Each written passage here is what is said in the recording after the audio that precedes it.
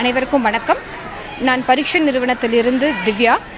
இங்கே நம்மளுடைய சாலையோர வியாபாரிகளுக்காக உரிமம் வழங்கும் நிகழ்ச்சியும் மருத்துவ பரிசோதனையும் நடந்து கொண்டிருக்கிறது. அதனுடன் உணவு வணிகர்கள் கடைபிடிக்க வேண்டிய விதிமுறைகளை சொல்லிக் கொடுக்கும் ஒரு வகுப்பும் நடத்துகிறது. இது ஒரு அவேர்னஸ் செஷனாக இங்கே நாங்கள் நடத்திட்டு இருக்கோம்.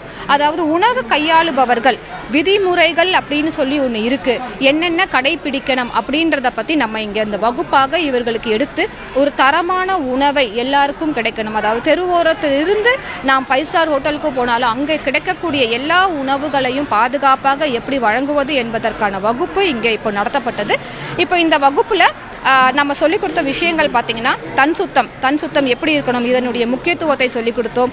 இதனுடைய நாம் தயாரிக்கும் பொழுது அந்த தயாரிக்கும் பொருட்களை எவ்வாறு கையாளுவது, அதனால் சரியாக கையாளப்படவில்லை என்றால் என்னென்ன பாதிப்புகள் ஏற்படுகிறது. அதாவது காலையில் பண்ணிடுவாங்க சாப்பாடை, காலையில் பண்ணிட்டு அதே சாப்பாடை மத்தியானம் கொடுக்கறது, இல்லை பாக்கி இருக்கக்கூடிய எண்ணெயை மறுபடியும் அதே உபயோகிப்பதனால என்னென்ன பாதிப்புகள் ஏற்படும் என்று அவர்களுக்கு சொல்லிக் கொடுக்கப்பட்டுள்ளது.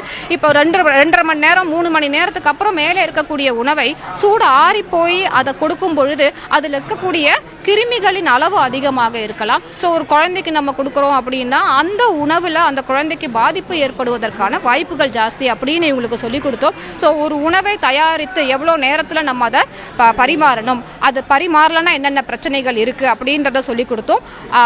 அதே மாதிரி உணவுகளில் அங்கீகரிக்கப்படாத கலர்கள் உபயோகிப்பதினால் மக்கள் அதை சாப்பிடும்பொழுது, ஏன்னா மக்கள் என்ன பார்க்குறாங்கன்னா சிக்கன் கலராக இருக்கான்னு பார்க்குறாங்க. நல்ல மிளகா பொடியை போட்டு நம்ம பண்ணும்பொழுது அந்த சிக்கன் கலராக நல்லா வரும். ஆனால் அந்த கலர் பத்தாததுனால அங்கீகரிக்கப்படாத கலர்கள் அதில் சேர்க்கும் பொழுது என்ன ஆகுது, அதை சாப்பிட்றவங்களுக்கு புற்றுநோய் வருவதற்கான வாய்ப்புகள் கூட அதிகமாக இருக்கிறது என்று நம்மளுடைய ஆய்வுகள் சொல்லுகிறது.